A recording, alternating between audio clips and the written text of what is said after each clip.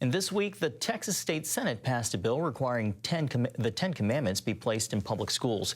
It still has to pass the House before becoming law. Opponents argue the bill violates the First Amendment. Still, more than a dozen other states are pursuing similar measures. CBN's Paul Petit reports from Texas. This is Foodless's family. Thank you for the great message last night. Adam Althouse believes his 16-year-old son Dylan and other Texas high school students would benefit from daily seeing the 10 Commandments in their classrooms.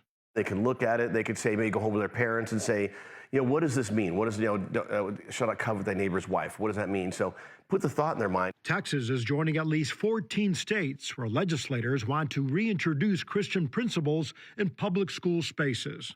Posting the 10 Commandments in our public school classrooms allows students to have an understanding and an appreciation for our heritage, for systems of law, and the connection of the 10 Commandments to Western civilization.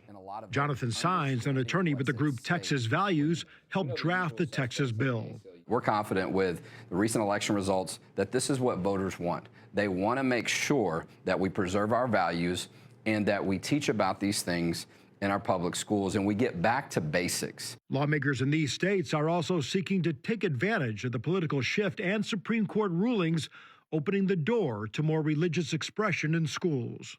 God is mentioned in the Declaration of Independence. It's on our money, in music, like God Bless America. It's in our literature, and it's in the pledge to the flag. Why would we not mention God in our schools? The courts need to understand that by removing God, they are replacing it with nothing. Opponents, including the ACLU and others, however, argue such measures violate the First Amendment. This is clearly outrageous. This is not religious liberty. This is religious tyranny. Louisiana became the first state to mandate displaying the 10 Commandments in classrooms. Freedom from Religion Foundation is among those challenging that law. It's up to parents to indoctrinate or not their children or expose them to whatever so-called holy books they want or whatever edicts or mandates they think are true, but not for our public schools. So, of course, we're very alarmed at all the copycat legislation.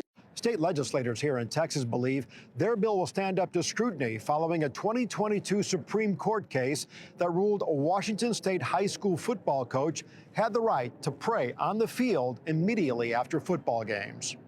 Only thing I even asked for from the very beginning was to be reinstated as a coach and to be able to pray on the 50-yard line. But the great part about it is it just took one person to stand up and said, enough is enough. Coach Joe Kennedy believes the ruling in his favor has energized the fight for religious freedom in schools. People are standing up. They're being bold in their faith. They're being bold in their constitutional rights as Americans. It's basically a combination. While Althouse wants Texas schools to prioritize academics, he also sees value in an exposure to biblical principles that have shaped Western civilization. I think being there in the schools is important. I think it would be good to have in the schools. If it's good enough for the Supreme Court also to display in that courtroom, should be good enough for a public school classroom. In Texas, Paul Petit, CBN News.